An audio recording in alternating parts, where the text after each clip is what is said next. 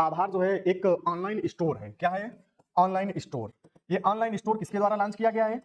Indian railway द्वारा, भारतीय railway यानी जो भारतीय रेलवेज है, भारतीय रेलवेज द्वारा ये एक ऑनलाइन स्टोर लॉन्च किया गया है। ये स्टोर क्यों लॉन्च किया गया है? लोकल कारीगर जो है उनके द्वारा, जो मुख्य रूप से हैंडीक्राफ्ट से रिलेटेड जो भी चीजें हैं, जो भी वस्तुओं का उत्पादन उनके द्वारा किया जाता है, उन सब के शोकेस के लिए, उनकी खरीदारी के लिए एक ऑनलाइन प्लेटफॉर्म तैयार किया गया है जिसका नाम है आभार। जैसे जो गिफ्ट आइटम्स या जो भी प्रोडक्ट्स शोकेस किए जाएंगे या इसके माध्यम से बेचे जाएंगे, उसमें से मुख्य रूप से जो स्वदेशी जनजातियां हैं, स्वदेशी जनजातियां, हथकरघा बुनकर, ठीक, और जो लोकल आर्टिस्ट है, इन सब के द्वारा जो चीजें बनाई जाएंगी, जो वस्तुओं का उत्पादन किया जाएगा, उन्हीं वस्तुओं की बिक्री आभार के माध्यम से किया जाएगा। गवर्नमेंट ई मार्केट प्लस एक जेम, भारत सरकार का एक पोर्टल बना हुआ है, तो जेम पोर्टल के माध्यम से पूरा का पूरा जेम पोर्टल में आभार को, ऑनलाइन स्टोर को जोड़ा गया है। ठीक, अब इसके लिए जो ये उत्पाद है, प्रोडक्ट आएंगे कैसे?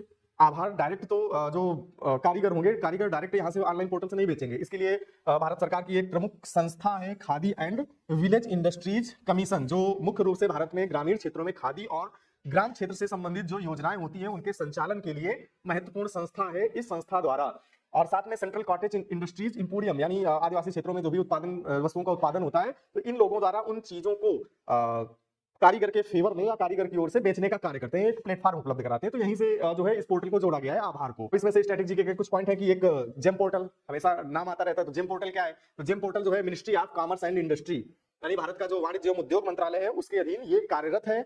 जेम पोर्टल 2016 में शुरू किया गया था। ये पोर्टल क्यों शुरू किया गया था? कि केंद्र सरकार और राज्य सरकारें जो है सरकारी क्षेत्र में किसी भी वस्तुओं और सेवाओं की जो सप्लाई होती है, वो जेम पोर्टल के माध्यम से की जाती है।